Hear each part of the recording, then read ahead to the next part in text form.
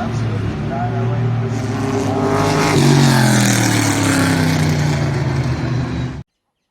Hello everybody, welcome back to Forza Horizon 5 with another rallycross build. A very unusual rallycross car. The Ferrari 250 GT short wheelbase. Yeah. Now this is technically a rally car. It competed in numerous tarmac rallies across Italy. But this is rallycross, a very different thing. But I still think it's going to do very well. We saw the Shelby Daytona Coupe exceed in the previous build series, and I think this is going to be a similar thing. Because it's very light, it has, I would imagine, decent sized tires. So, hopefully, it will do well. I want rally tires, proper rally tires, not off-road race. 245s on the front and 265s on the rear. Okay, not the biggest tires I've ever seen. However, we can bring it down to 2,100 pounds, which is not bad. I hope we can use the stock engine. Truth be told, I don't know if it will be able to. But let's give it a go, shall we?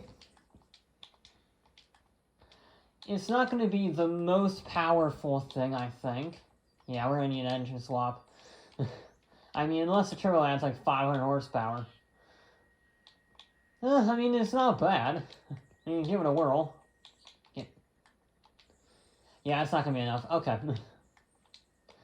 So we have the Turbo Rally, which is the lightest engine, the 3.5 V8, or, what the 5.8. I think for pure lightness, while still being a Ferrari, we're going to go with the 3.5 liter V8. We're going to keep it naturally aspirated. That should be enough if we max this engine out, I would think. Yeah, it's not going to be the most powerful thing in the world, but that's all that's done. I think we're going to... Are we really going to... We're going to need the turbochargers. God damn it.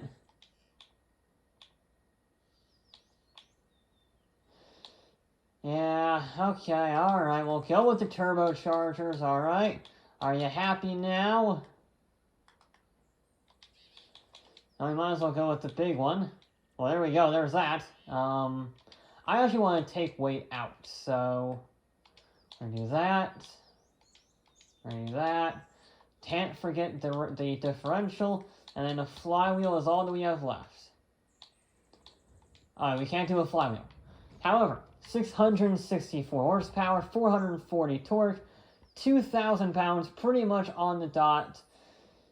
I think this will do rather well. Whether or not it can beat the 205 is another story.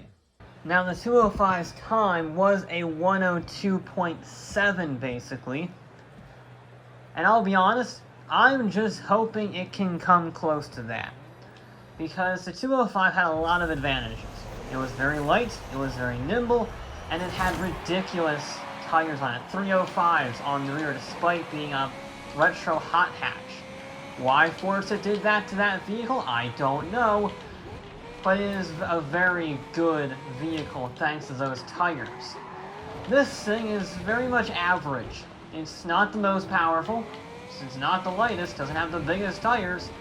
It's all right in the middle. And as we have seen in previous build series, a vehicle that is right in the middle does tend to finish right in the middle. There's nothing really exceptional about their lap times. They're usually not bad handling, they're usually not bad accelerating, but they're missing the whole package. Sort of a jack of all trades, yet master of none situation. I will say this sounds much better than the 205, but sound doesn't win series.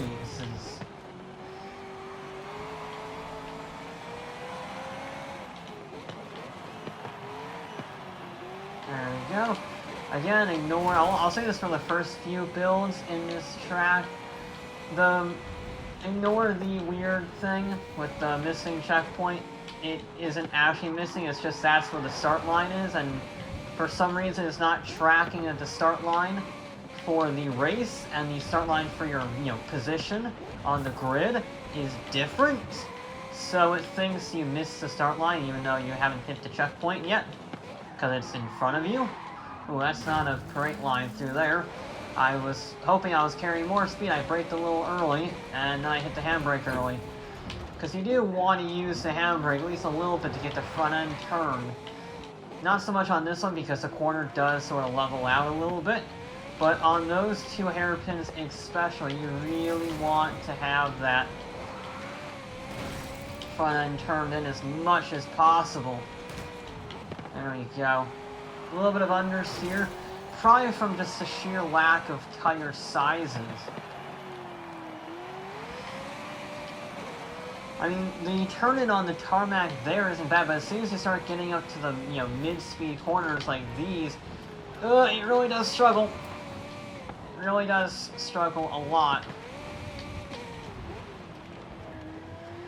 And the transitions, it just doesn't have the pace out. 106.4, I will admit, not a good run.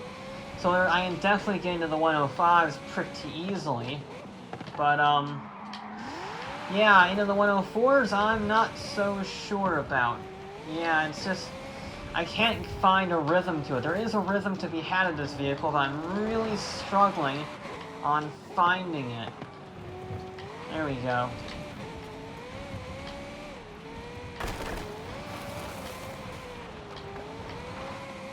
Okay, that was not a bad run there, apart from this minor clip on the wall. And that was a good corner through there. Get nice and late on the brakes. To actually get the checkpoint before it runs out. And, oh! Yeah, 104.7. I saw I was wrong. I can get in the 104s quite easily. And let's see if I can go any faster. I have 2 laps to do it. Well, this is going to be an experimentation lap, just sort of chuck it at the scenery, see what sticks. I say, yeah. Because once you crash like that, I mean, the run isn't completely ruined, I guess, but, yeah, it's not going to be a winner. And, yeah, now I'm just pushing it to see what I can do, and that just leads to more accidents, and it makes you look like an even worse driver. But the plan is that you get all those accidents out now, so that when you do your, last 2 runs, you can actually carry some mega speed. Not that though. Yeah, it doesn't like that corner at all. It really hates the high-speed corners. And a little bit of a late apex there. It does help get the acceleration on this straightaway, which is quite nice. 127 miles an hour is all I dare to do, really. I have no confidence with this vehicle in high-speed sections.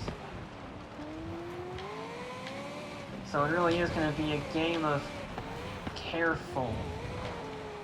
There we go. That's better.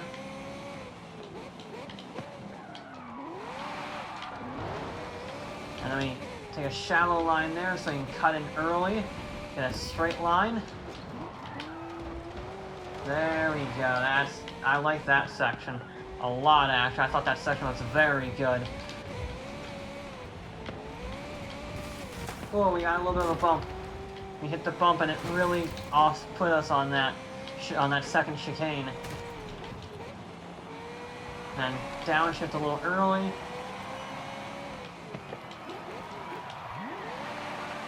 .103, nice. There we go.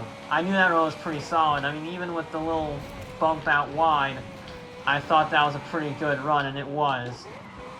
And that was a brilliant run on the first half there, the first section, if you will. The bridge, I carried a lot more speed there than I ever have before. This is already a good run. Now I just need to capitalize off of it, but don't do anything stupid. If nothing else, just do the exact same thing we did last run, because that first half was far superior.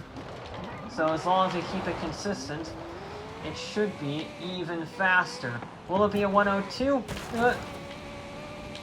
I did not hit that checkpoint, thank you. The Forza gods are on the Ferrari side. Oh, I can't do that much. The Forza gods were on our side with that first missed checkpoint, because there's no way that I hit that. But clearly it likes the 250. Brake early, then carry the speed out. Nicely done, and we are across the line with a 102 something. Wasn't enough. It's going to be close. I think it was 102.6, maybe 102.7. Did it beat it? Did it beat the Peugeot? It did! It did! Oh, that was close. 0.02 of a second separating the top two. Ho ho ho ho! That was a close one. The Peugeot did a 2:05.679, and the Ferrari did a 2.655. Ho ho ho! I like that car a lot, actually. It's a great car to drive. It has everything that I like. It's not too powerful. It's not too oversteering. It's a little bit more understeer than I would have liked, but I can manage it, as you saw in that last lap. Oh, that is a pretty darn good car. I mean, again, apart from the understeer, I have no faults with it. It looks great, it sounds great, it handles really nicely, and is consistent. It doesn't snap around, it doesn't lose braking force suddenly, it doesn't lock up easily. It's just a consistent car. And in that situation, a consistent car is the best type of car, because you know exactly what it's going to do, and you can push it harder. And that is exactly what happened there. The Ferrari is at the top of our leaderboard. Unexpected for sure. A surprise for sure, but a welcome one. Anyway, that is going to be it for this episode of Forza Horizon 5. I'll be back with more